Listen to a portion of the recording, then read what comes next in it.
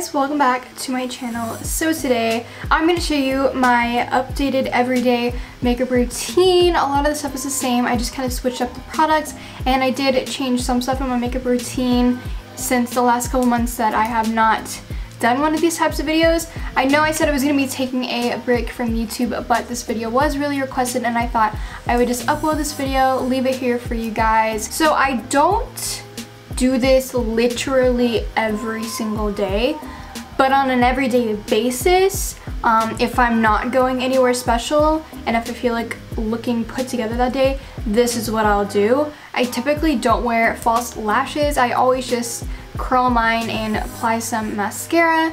So yeah, this is typically what I will wear to school, to something, whatever. I really only do eyeshadow and stuff like that when I'm going somewhere like really fancy, like an event or something. So if you want to see my everyday makeup routine that I wear to school sometimes, most of the time, and just, you know, on an everyday basis, if I'm running errands, you know, going to the post office or something, then just keep on watching. Also stay tuned until the end of this video because I will be doing a mini giveaway.